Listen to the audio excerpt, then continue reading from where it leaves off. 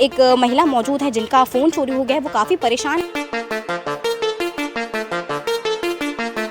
Phone सिर्फ phone ही नहीं, उसमें कई इंपॉर्टेंट डॉक्यूमेंट्स भी रहते हैं। बहुत ही ज़्यादा। इस पूरे मामले पर पुलिस कार्रवाई क्या कुछ चल रही है? जी, पुलिस अपना काम कर रही है, लेकिन करने गई मेरा बैग में था ही नहीं। फिर नहीं, तब समय हो गया था, कुछ 1:30 बज रहा था, तो हम लोग बहुत टेंशन में आ गए। फिर मैंने मेरे हस्बैंड को बुलाया, उसके बाद हमने दुर्ग भिलाई में चोरी के मामले लगातार बढ़ते जा रहे हैं। फ़ोन लोगों के चोरी हो रहे हैं, लेकिन आप इन खबरों को तो सुनते हैं, लेकिन क्या आपने कभी ये सोचा है कि इन लोगों पे क्या बीतती होगी जिनका फ़ोन चोरी हो चुका है? क्योंकि फ़ोन सिर्फ फ़ोन ही नहीं, उसमें कई इंपॉर्टेंट डॉक्यूमेंट्स भी रहते हैं। हमारे साथ एक महिला मौजूद है जिनका फ़ोन चोरी हो गया है। वो काफ़ी परेशान है। मैम, आपके साथ क्या कुछ हुआ है वो बता दीजिए। जी, मेरा नाम स्मिता शेखर लोंढेकर है। मैं दुर्ग रेलवे स्टेशन के पास में थी, तो मेरा फ़ोन मेरे गाड़ी के सामने डिक्की में रह गया और उन लड़का और लड़की जो रेस्टोरेंट में आए थे, हम लोग अंदर बैठे थे, उन दोनों ने निकाल लिया है। और ये मेरे पास है, फुटेज है, पूरे उनके चेहरे और गाड़ी आते समय निकालते समय दोनों भी है, चेहरे हैं मेरे पास। मैं पूरे कॉन्फिडेंट हूँ कि वही है करके। मैं आपसे ये पूछना चाहूँगी कि उसमें और क्या क्या डॉक्यूमेंट्स हैं और आप अभी कैसा आपको परेशानी का सामना करना पड़ा है?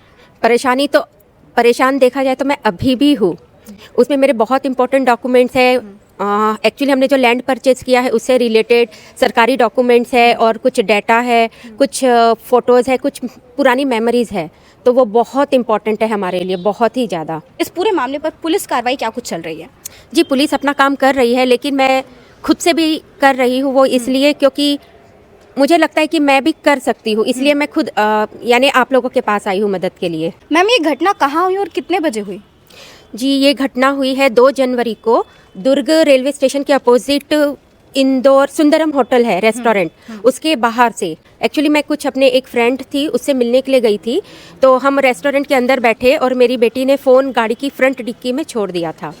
फिर कुछ समय मुझे बाद में याद आया कि चलो एक सेल्फ़ी ले लेते हैं फ्रेंड के साथ में, तो मैं चेक करने गई, मेरा बैग में था ही नहीं। फिर हमने काफ़ी इधर उधर देखे, फिर बेटी ने बाहर जाके देखा, दिखा नहीं, तब समय हो गया था, कुछ 1:30 बज रहा था, तो हम लोग बहुत टेंशन में आ गए। फिर मैंने मेरे हस्बैंड को बुलाया, उसके बाद हमने मोहन थाने में रिपोर्ट कराई, तुरंत सिम को डिसकंटिन्यू करवाया।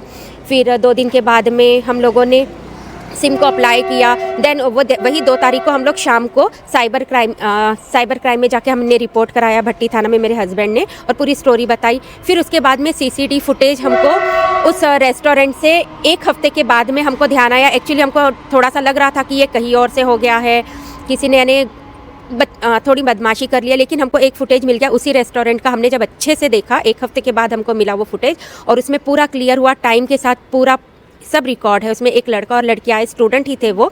उनको देखकर ऐसा लग रहा था कि शायद से वो थोड़ा फ्रेश अप के लिए आए थे, तो वो लोग फिर आइसक्रीम खाते हुए हमारी गाड़ी की सीट पर बैठे थे, बाहर में जाकर टाइम स्पेंड कर रहे थे। तो उनको दिख गया, लड़के को दिख गया, लड़के की फिर प्लानिंग स्टार्ट हो गई। फिर उन लोगों ने, पता नहीं, लड़की ने गाड़ी रेडी रखी और बस लड़के ने इधर पूरा देखा, प्लान किया और निकाल के चलते बन गए। और फिर उसके साथ मेरा फ़ोन कंटिन्यू 50 मिनट उसके जेब में चालू ही था। रिंग हम लगा रहे हैं, वो बंदा उठा नहीं रहा है।